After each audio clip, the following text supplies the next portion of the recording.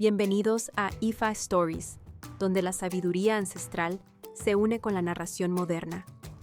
Adéntrate en el mundo sagrado de Ifa, el sistema espiritual yoruba, donde cada historia encierra el poder de la adivinación, el destino y un profundo conocimiento cultural.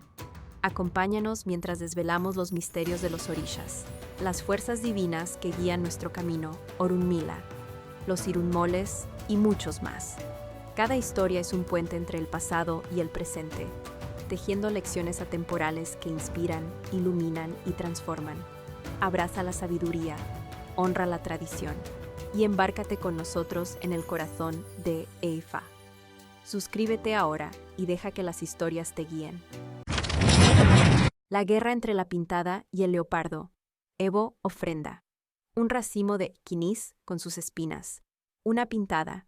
Piel de leopardo o tigre, tierra de la casa, todo tipo de alimentos, jutía y pescado ahumados, maíz tostado, vela, coco y mucho dinero. Suyere, cántico. Ekun opoigun lekuo lodafun juani. Historia. La pintada y el leopardo eran buenos amigos. Un día, el leopardo le dijo, «Quisiera visitar tu hogar». Y ella respondió, «No es tan fácil. Está ubicado en un lugar algo intrincado». Algún tiempo después, volvieron a encontrarse en una fiesta que Sanyin organizaba para todos los habitantes del bosque.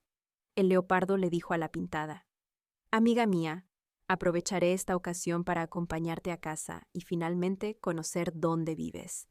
Y así, emprendieron el camino hacia la casa de la pintada.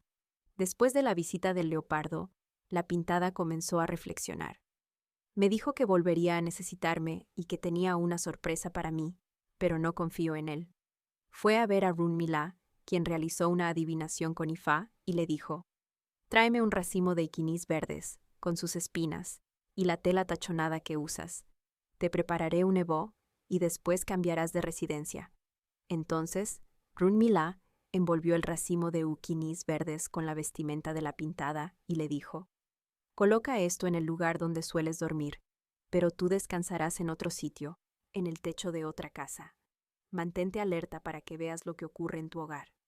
Aquella noche, el leopardo acechó en la entrada de la casa de la pintada. Sigilosamente, entró y al ver el bulto, pensó que era la pintada dormida. Rugiendo, se lanzó sobre él, pero las espinas de los quinís atravesaron sus patas y su pecho.